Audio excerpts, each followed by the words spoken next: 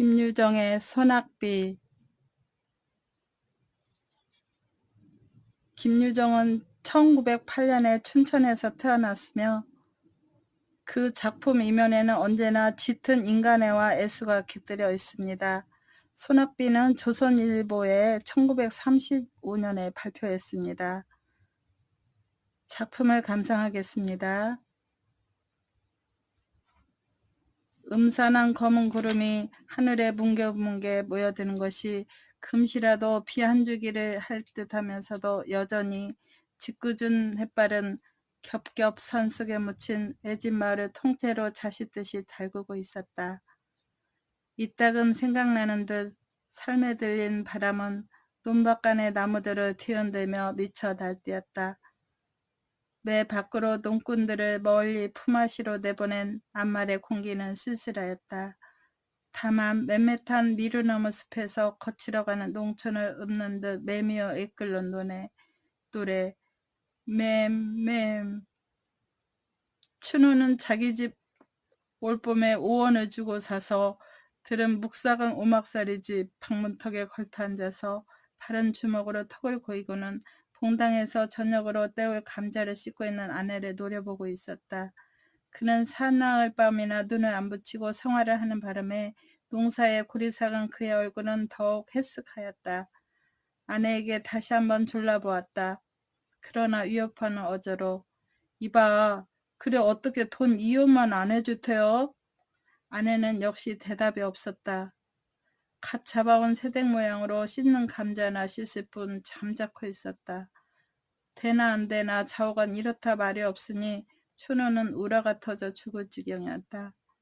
그는 타곳에서 떠돌아온 몸이라 자기를 믿고 장리를 주는 사람도 없고 또는 그 알량한 집을 팔려 해도 단 2, 3원의 작자도 내닫지 않으므로 앞뒤가 꽉 막혔다마는 그래도 아내는 나이 젊고 얼굴 똑똑하겠다. 돈 2원쯤이야 어떻게라도 될 수 있겠기에 묻는 것인데 들은 채도 안 하니 괘씸한 듯 싶었다. 그는 배를 튀기며 다시 한번 돈 좀 안 해주태요? 하고 소리를 빽 질렀다. 그러나 대꾸는 역시 없었다. 춘우는 녹이 충천하여 불현듯 문지방을 떠다니며 벌떡 일어났었다. 눈을 흡뜨고 벽에 기대인 지게막대를 손에 잡자 아내의 옆으로 바람같이 달겨들었다. 이년아, 기집 좋다는 게 뭐여? 남편의 근심도 덜어줘야지. 끼고 자자는 기집애요? 지게막대는 아내의 연한 허리를 무지개 후렸다. 까부라지는 비명은 모지락스리 찌그러진 울타리를 벗어나간다. 잼처 지게막대는 앉은 채 고꾸라진 아내의 발 뒤축을 얼러불기를 내려갈겼다.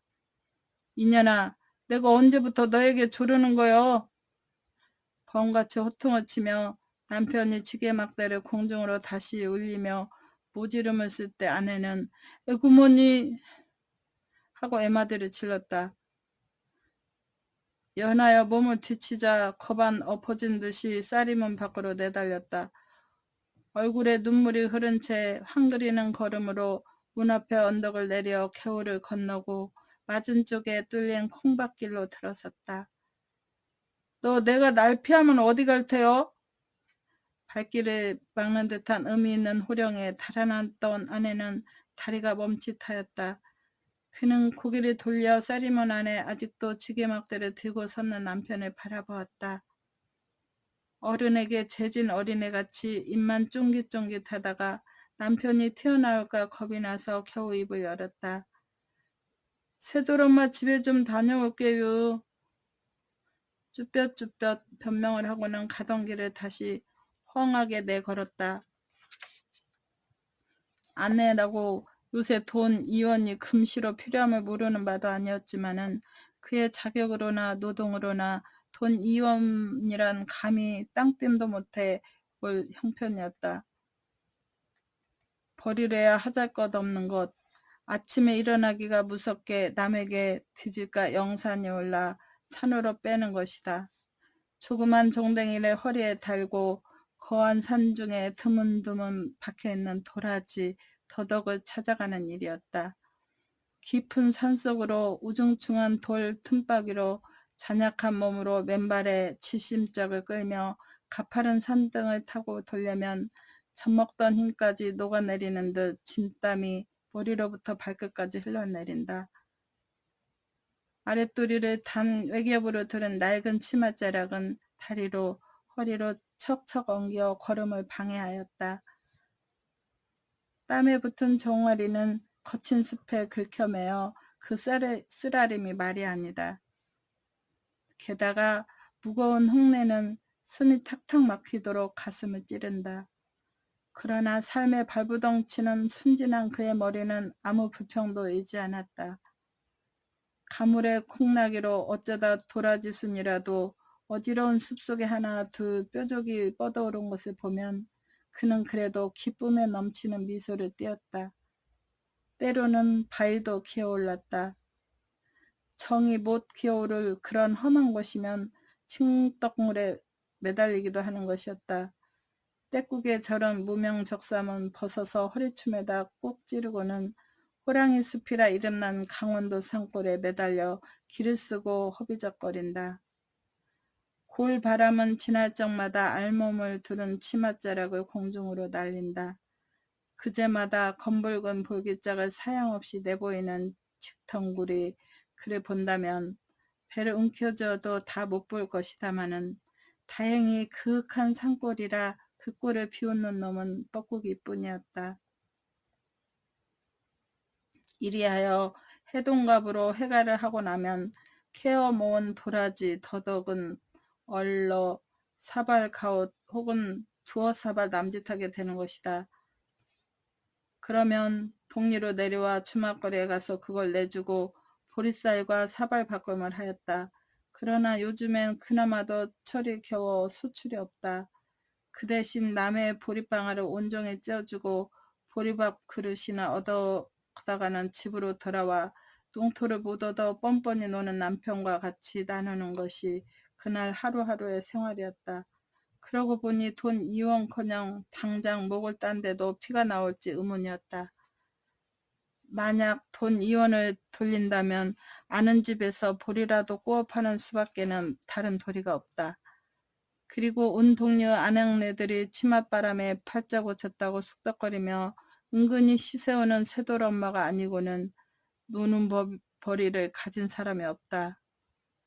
그런데 도둑이 제발 저리다고 그는 자기 꼴 주제에 재물에 눌려서 호사로운 새돌 엄마에게는 죽어도 가고 싶지 않았다. 새돌 엄마도 처음에야 자기와 같이 천한 농부와 계집 미련만은 어쩌다 하늘이 도와 동리의 부자 양반 이주사와 은근히 배가 맞은 뒤로는 얼굴도 모양내고 오치장도 하고 밥값 걱정도 안 하고 하여 아주 금방석에 뒹그는 팔자가 되었다. 그리고 새돌 아버지도 이게 웬 땡이냔 듯이 안내를 내어놓은 채 눈을 살짝 감아버리고 이 주사에게서 나는 옷이나 입고 주는 쌀이나 먹고 연년이 신통치 못한 자기 농사에는 한 손을 떼고 휘자를 꼭 뽑는 것이 아닌가. 사실 말인즉 춘우처가 새돌 엄마에게 죽어도 아니 가려는 그 속가닥은 정작 여기 있었다. 바로 지난 늦은 봄, 달이 뚫어지게 밝은 어느 밤이었다. 춘우가 보름 개출을 보러 산모퉁이로 나간 것이 익숙하여도 돌아오지 않으므로 집에서 기다리던 아내가 인젠 자고 오려나 생각하고는 막 틀어누워 잠이 들려니까 웬 난데없는 황소 같은 놈이 뛰어들었다.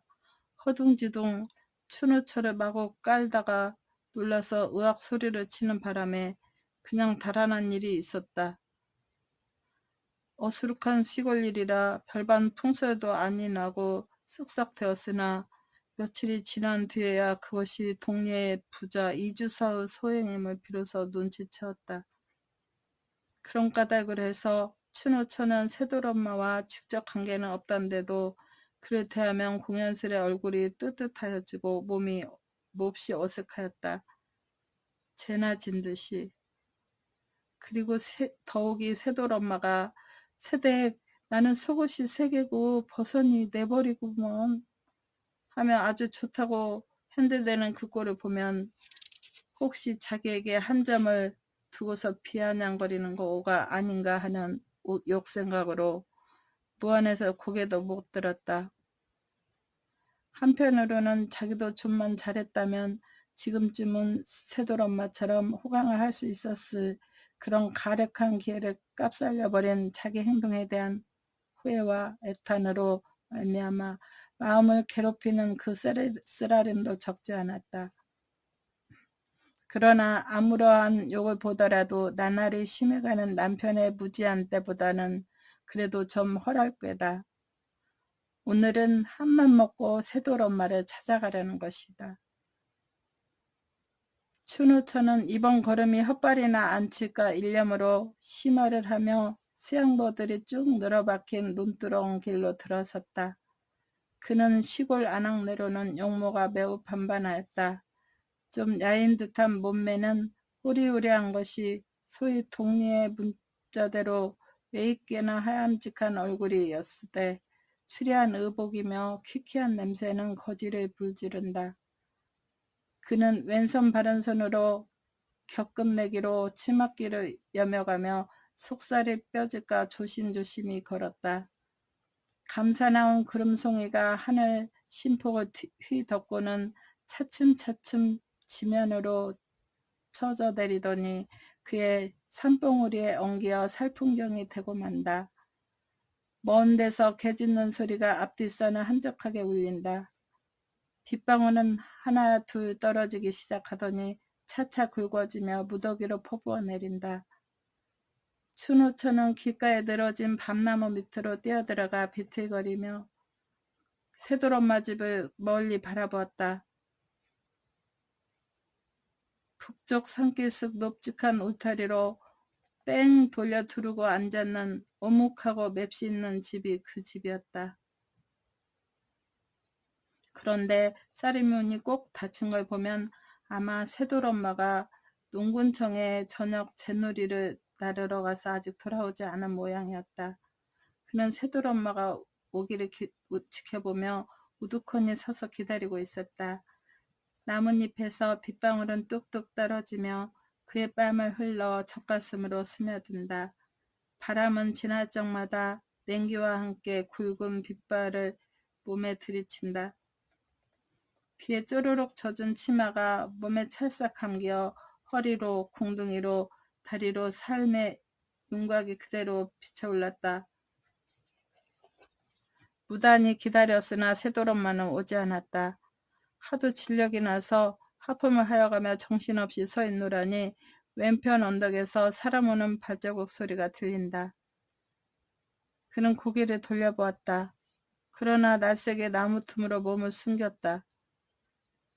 동이배를 가진 이주사가 지우산을 받쳐쓰고 새돌레 집으로 향하여 웅댕이를 껍죽거리며 내려가는 길이었다. 비록 키는 작달막 하나 수순 좋은 수염이든지 온 동리를 털어야 단 하나뿐인 탕건이든지 썩 풍채 좋은 50전후의 양반이다. 그는 쌀이문 앞으로 가더니 자기 집처럼 거침없이 문을 떠다밀고는 속으로 버젓이 들어가 버린다. 이것을 보니 춘우처는 다시금 속이 편치 않았다. 자기는 개돼지같이 무시로 매만 맞고 돌아치는 천덕꾼이다.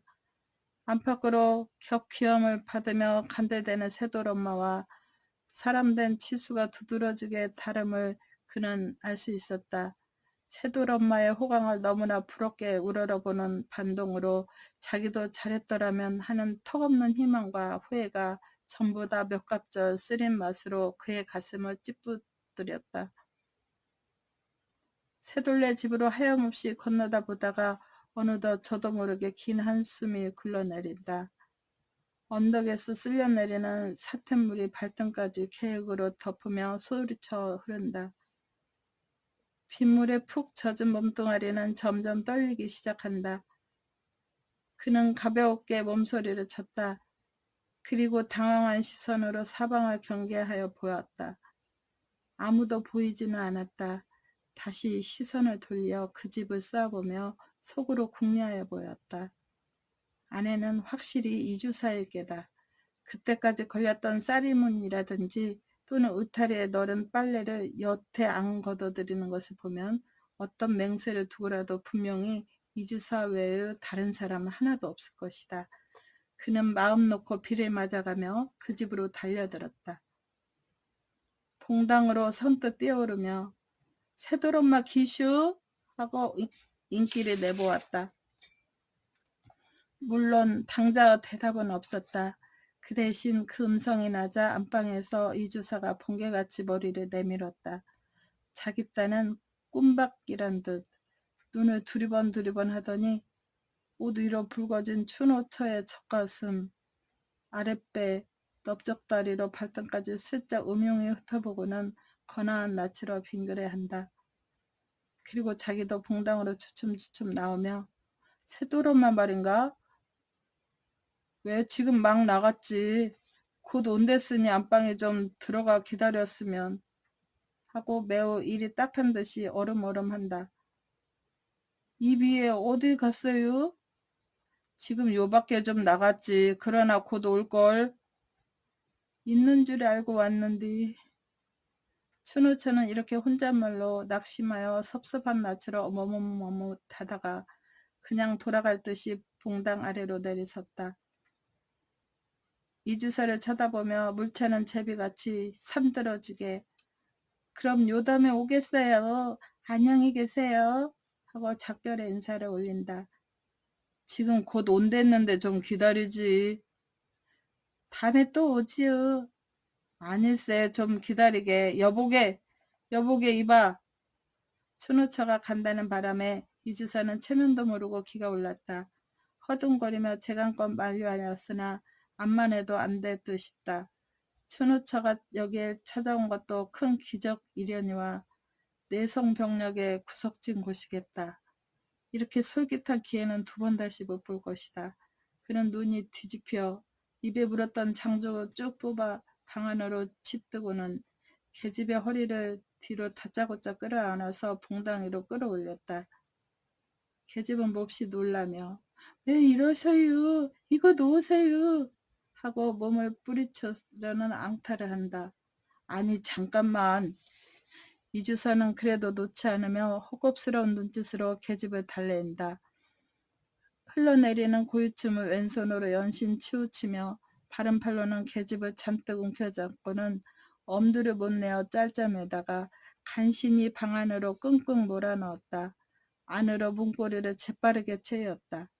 밖에서는 모진 빗방울이 배추잎에 부딪히는 소리, 바람에 나무 떠는 소리가 요란하다. 가끔 양철통을 내려 굴리는 듯 거푸친 천둥소리가 방고래를 울리며 날은 점점 침침하여 갔다. 얼마쯤 지난 뒤였다. 이만하면 길이 들으렸으니 안심하고 이주사는 날숨을 후하고 돌린다. 실없이 고마운 비 때문에 바락도 못 치고 앙살도 못 피우고 무릎 앞에 고분고분 늘어져 있는 계집을 대견히 바라보며 빙긋이 얼려보았다. 계집은 온몸에 진땀이 쭉 흐르는 것이 꽤 더운 모양이다. 벽에 걸린 새도롬마의 적삼을 꺼내어 계집의 몸을 말쑥하게 헛닦기 시작한다. 발끝서부터 얼굴까지. 너 19이지? 하고 이주사는 취한 얼굴로 얼간히 물어보았다. 네. 하고 매떨어진 대답. 계집은 이 주사 위에 눌려 일어나지도 못하고 죽은 듯이 가만히 누워있다. 이 주사는 계집의 몸을 다 씻고 나서 한숨을 내뿜으며 담배 한 대를 턱 피워 물었다. 그래 요새도 서방에게 주리경을 치느냐? 하고 묻다가 아무 대답도 없음에 원 그래서 어떻게 산단 말이냐? 하루 이틀이 아니고 사람의 일이란 알 수 있는 거냐? 그러다 혹시 맞아 죽으면 정장 하나 해볼 것 없는 거야. 허니 4명이 아까우면 덮어놓고 민족을 가르는 게 낫겠지. 하고 계집의 신변을 위하여 염려를 말지 않다가 번뜩 한 가지 궁금한 것이 있었다. 너 참 아이 낳았다 죽었다구나. 네. 어디 난 듯이나 싶으냐? 계집은 얼굴이 홍당무가 되어지며 아무 말 못하고 고개를 외면하였다. 이주사도 그까짓것 더 묻지 않았다. 그런데 웬 녀석의 냄새인지 무생채 썩는 듯한 시끄무레한 악취가 부시로 코청을 찌르니 눈살을 찌푸리지 않을 수 없다. 처음에야 그런 줄은 소통 몰랐더니 알고 보니까 비유가 좋아 역하였다. 그는 빨고 있는 담배통으로 계집의 배꼽개를 톡톡히 가리키며 예, 이 살에 때 좀 봐라. 그래 물이 흔한데 이것 좀 못 씻는단 말이냐? 하고 모처럼의 기분을 상한 듯이 앵하단 듯이 꺼림한 기색으로 혀를 채웠다. 하지만 계집이 참다 이내 무안에 못 이겨 일어나 치마를 입으려 하니 그는 역정을 벌컥 내었다. 옷을 빼앗아 구석으로 동댕이를 치고는 다시 그 자리에 꾸려 앉혔다. 그리고 자기 딸이나 책하듯이 아주 대범하게 꾸짖었다. 왜 그리 계집이 달망대니? 좀 듬직치가 못하고. 순호차가 그 집을 나선 것은 들어간 지 1시간 만이었다. 비가 여전히 쭉쭉 내린다. 그는 진땀을 있는 대로 흠뻑 쏟고 나왔다. 그러나 의외로 아니 천행으로 오늘 일은 성공이었다.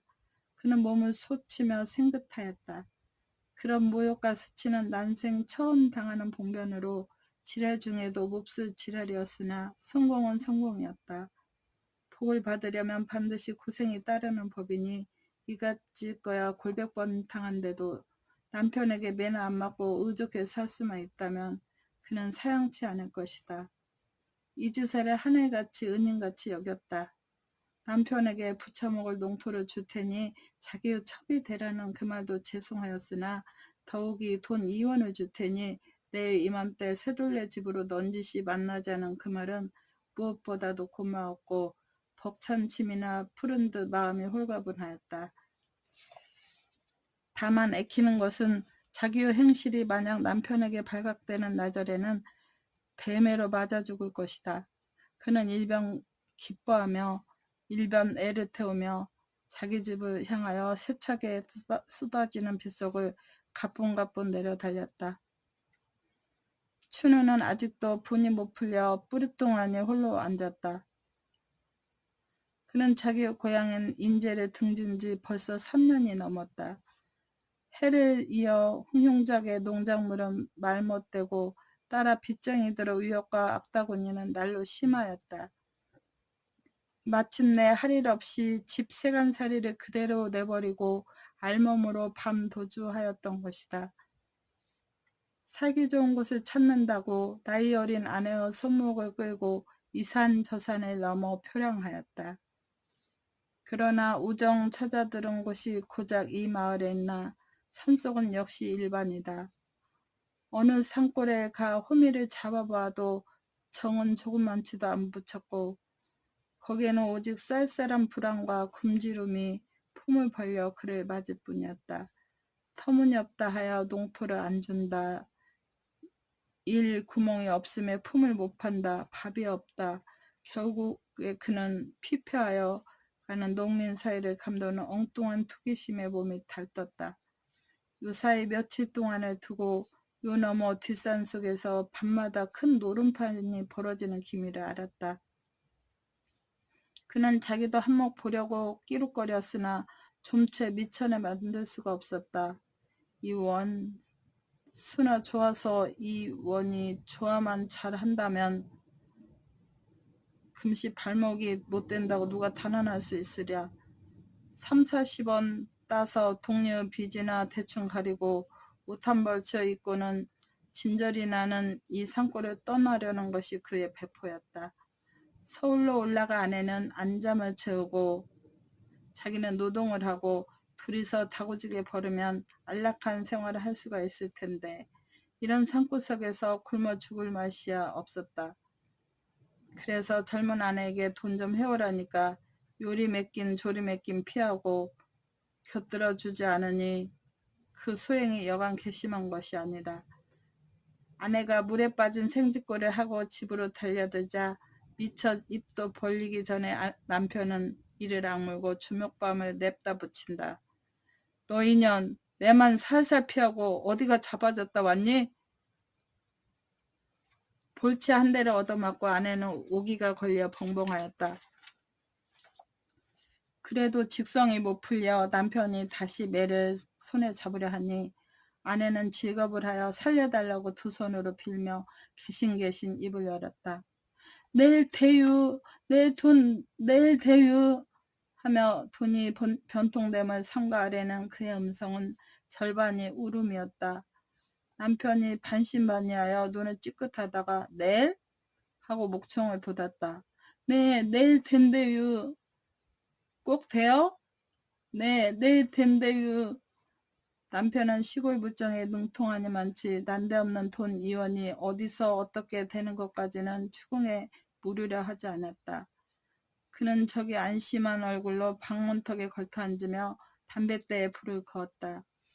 그제야 비로소 아내도 마음을 놓고 감자를 삶으러 부엌으로 들어가려 하니 남편이 곁으로 걸어오며 측은한 듯이 말렸다. 병나 방에 들어가 어여 옷이나 말려. 감자는 내가 삶을게. 먹물같이 짙은 밤이 내렸다. 비는 더욱 소리를 치며 앙상한 그들의 방벽을 앞뒤로 올린다. 천장에서 비는 새지 않으나 집 지은 지가 오래되어 고래가 물러앉다시피 된 방이라 도배를 못한 방바닥에는 물이 스며들어 귀축축하다. 거기다 거적 투입만 덩그렇게 깔아놓은 것이 그들의 침소였다. 석유불은 없어 캄캄한 바로 지옥이다. 벼루기는 사방에서 마냥 스물거린다.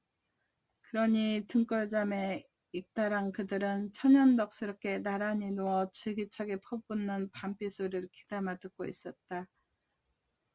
가난으로 인하여 부부간의 애틋한 정을 모르고 나날이 매질로 불평과 원한 중에서 복대기는 그들도 이 밤에는 불시로 화목하였다.